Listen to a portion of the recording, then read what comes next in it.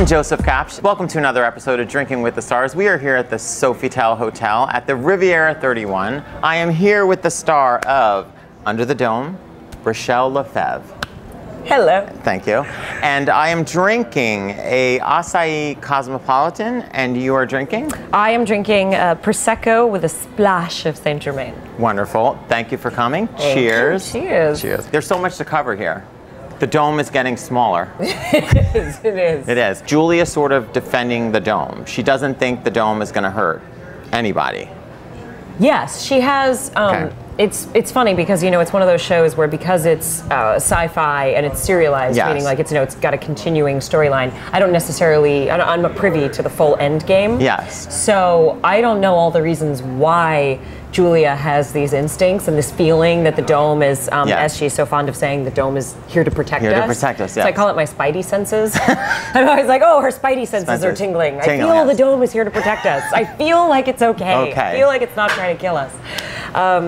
So that gets tested a lot in the last two episodes, and particularly in the season finale, because sure looks like it's there to kill us as far as the episode goes. Without giving too much away, what can you tell us to expect in this final episode? Fans are obviously speculating online. There's a lot of conspiracy theories out there. Tell us. I think the best little tidbit, without ruining it for anybody, is just to say that now we know that there's a way out. Yes. Barbie got out and comes back, and Sam and some of the characters escape and then find their way back in.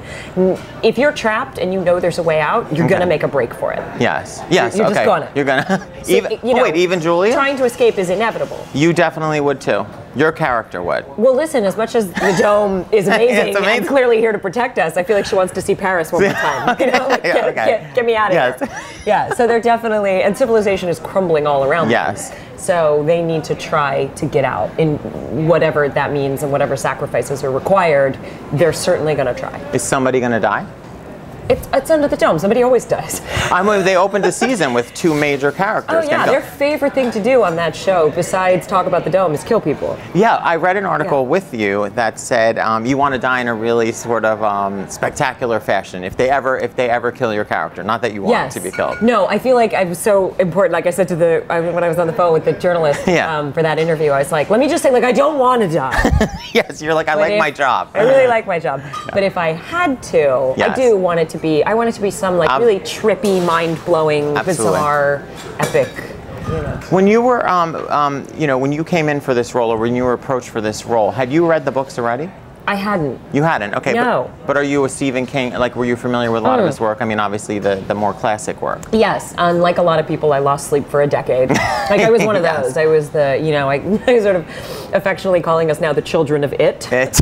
I feel like there's a whole generation, a whole group of us who saw it when we were too young, and I hadn't read the book. I had scanned it because my mother has a ton of his books. Yes. So I'd flipped through a lot of them. Okay. But I hadn't read anything when Tim Curry played Pennywise in that TV movie that aired, and late night I was watching TV. It was the most horrifying thing I've ever seen. It's haunting. Yeah. It sticks with you. It was awful. What kind of prep work when you got this role? You're like, oh, I'm going in a Stephen King show, and yeah, I think the main thing was that sort of what I love most, and why I think he's so he's so prolific, and why I think that he's so successful, and plays at that level, is that it's not just about being scary.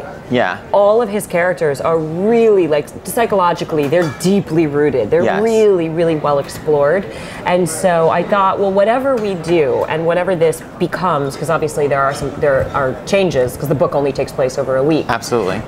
Whatever it is, if it's going to be scary, or it's going to be horrifying, or it's going to be sci-fi, creepy, the characters have to be fleshed out. So I have to know who this person is. If I'm going to do it justice, my tribute to Stephen King is that what I owe him is to really, really explore the character. And let everyone else, and let the show and the special effects and the writers, let that package worry about whether or not the show is intriguing and scary on an overall theme. My job is Julia. Rachelle, tell the viewers when Under the Dome airs. Yes, so tune in for our season finale, Monday, 10 p.m., September 22nd, and I think a lot of the cast is going to be live tweeting the show, East Coast and West Coast, so come join us.